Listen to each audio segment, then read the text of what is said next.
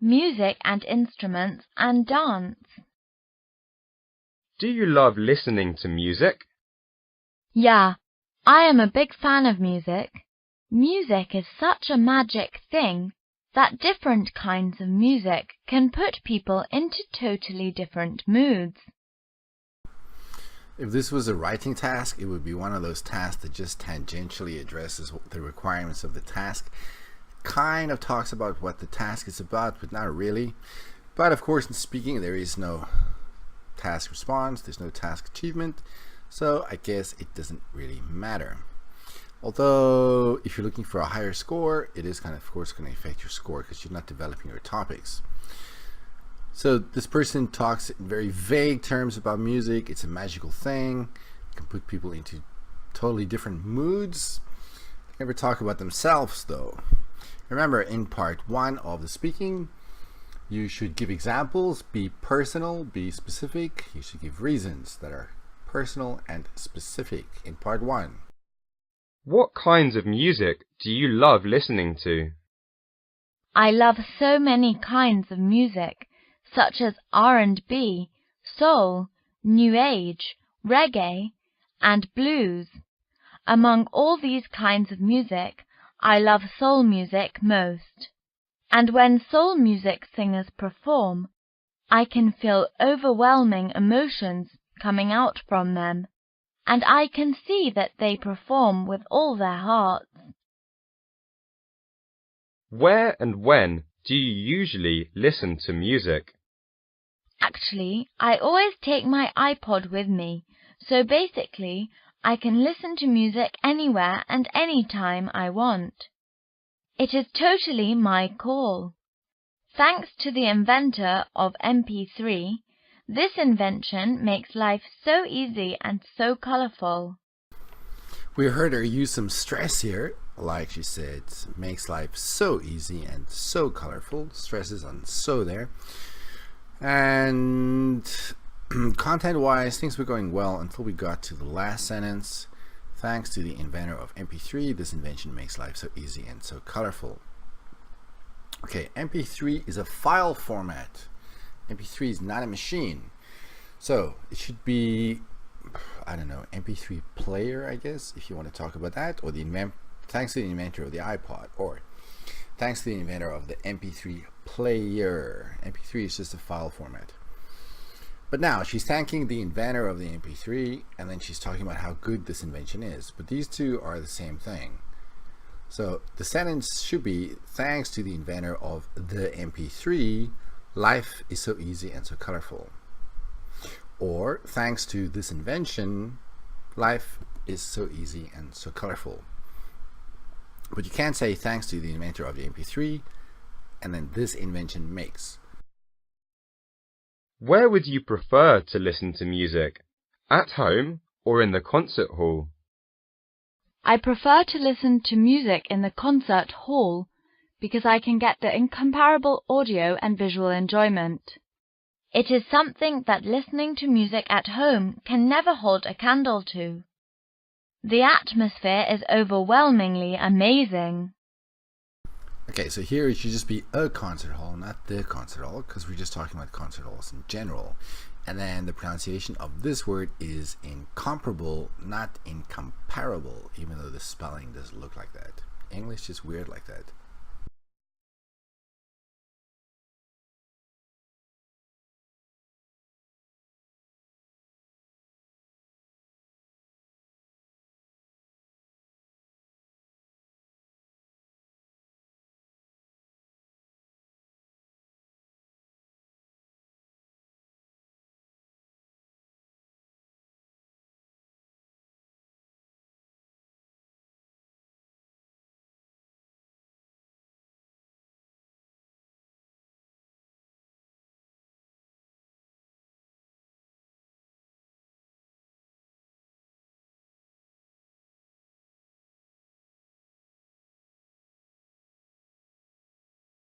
Do you play any instrument? And what is it? Actually, I'm not a big fan of instruments. I enjoy listening to music, but performing music is definitely not my strong suit. and I vaguely remember that I did learn to play the piano for a couple of months when I was quite young, but I ended up quitting. I think this whole hobby thing requires a lot of talent. About a hi-fi as in a machine, as in a stereo, then it just sounds like we're talking about sound quality. Hi-fi stands for high fidelity. I'm not sure if that's what they're talking about here in the question. Anyway, the woman should have said, I prefer MP3 players to hi-fis, pluralizing that to show that we're talking about the machines, as they're sometimes also known as stereos.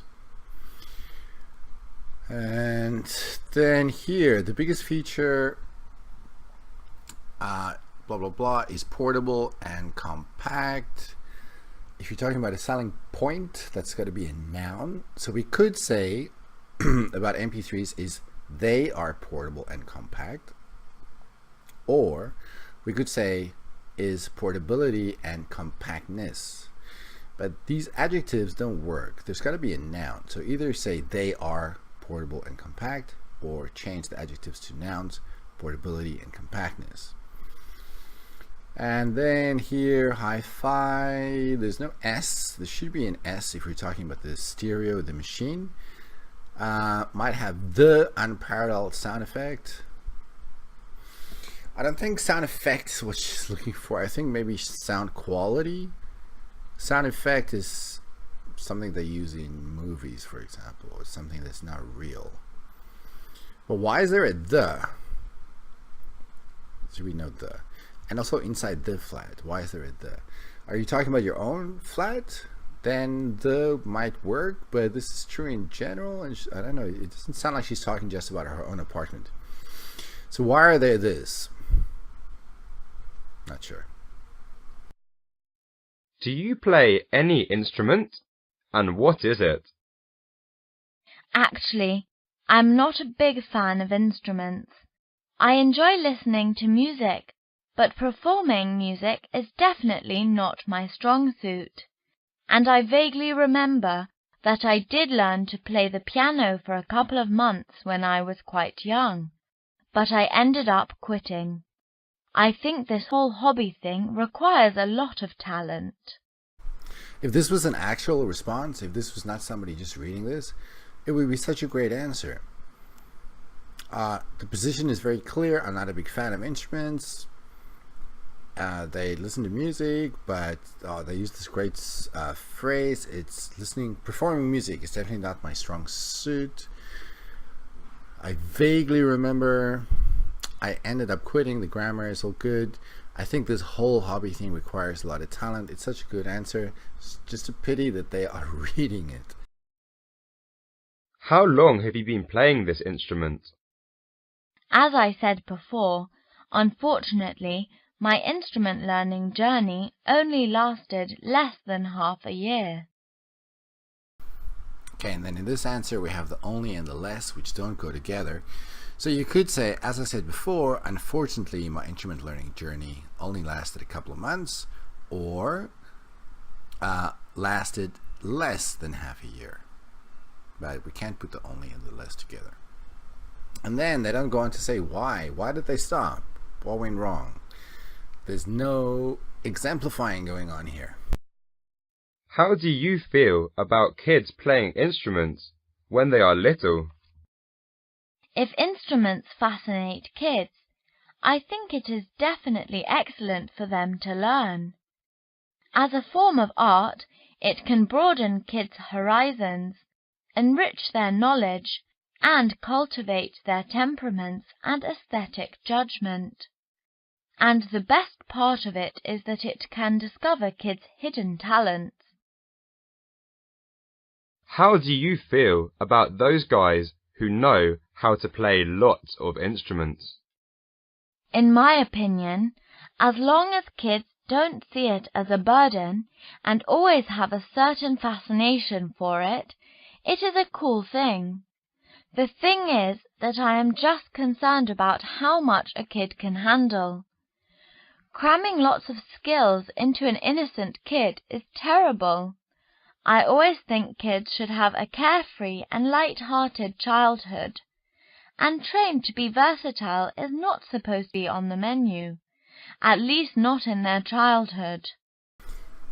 The first answer was okay, even though it was a bit formulaic. The second question, though, it didn't mention children at all. It said these guys, those guys. I've never seen a question that uses the word guys before, but hey, here we have guys. So the woman talks about kids, and in the beginning she says it's a cool thing. But then she goes on to say, depending on how much children can handle, cramming lots of skills into an innocent kid is terrible.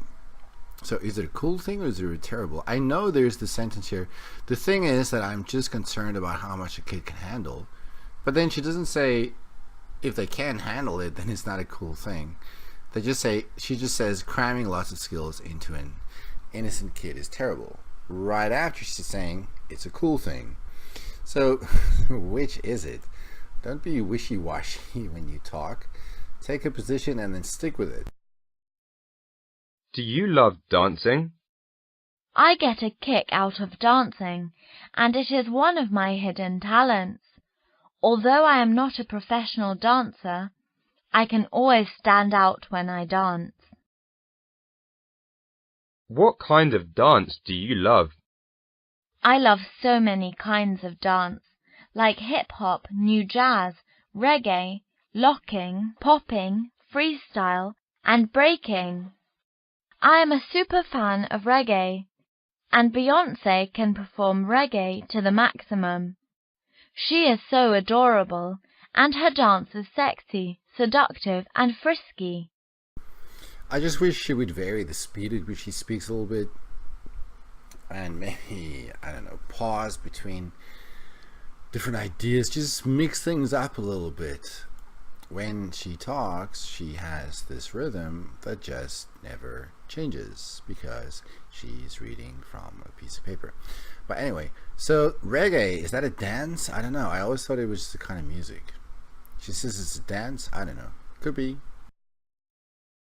How do you feel about dancing? Dance is a cool way to exercise. I think going to a gym regularly to work out is a little bit mechanical and lacks fun, so I switch a gym for a dancing club. Dancing can burn off lots of calories and make me keep fit perfectly. It works like magic. Besides, dancing can help me unwind, take my mind off the study and work, make lots of friends, and spice up my life.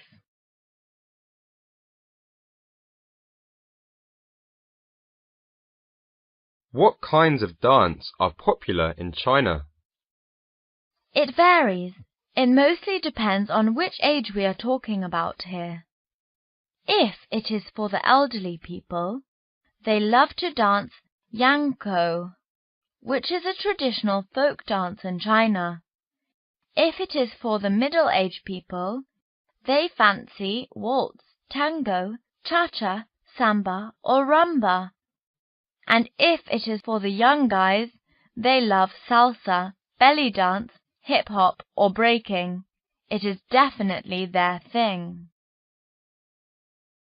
How to perform a dance well? As to how to dance, I don't think there is any particular trick in it. The golden rule number 1 is to remember the steps accurately. Dance to the rhythm and dance with the feeling. On the top of it, I think getting the groove on is all it matters. Problems start in the question here. The question is how to perform a dance well. How to is not used to make questions. Like, I don't know if you can remember when you learned how to ask the question, how do you spell pencil or whatever? The question is not how to spell pencil. The question is how do you? So the question here is not how to perform a dance well. It could be how are dances performed well, or how do you perform a dance well, but not how to. How to is not used to ask questions. And then when we look at the answer, I put the whole thing under coherence because it's a little bit difficult to follow. In the beginning, she says there's no trick to it. But then she says there's a golden rule. So is there no trick to it, or is there a golden rule? Which one? And in this phrase, the golden rule, rule number one, you have to choose one. It's either the golden rule or it's rule number one. The golden rule is rule number one. So don't put those together. It's either the golden rule is to remember the steps accurately, or rule number one is to remember the steps accurately. Then dance to the rhythm and dance with the feeling. Feeling, we don't need the article because we just dance with feeling. Now the last phrase, on the top of it, I think getting the groove on is all that matters. Now, if you use the phrase on top of it, oh, by the way, it's not on the top of it, it's just on top of it. If you use the phrase on top of it, what you want to do with this phrase is to magnify the importance of something. For example, this camera has a great lens, it has a very sturdily built body, and on top of it, it comes at a great price. So it means like in addition to. But in this phrase, they're saying the only thing you need to care about is getting the groove on. So here, using on top of it doesn't make any sense because you just said nothing else is needed. So why use this phrase that means additionally?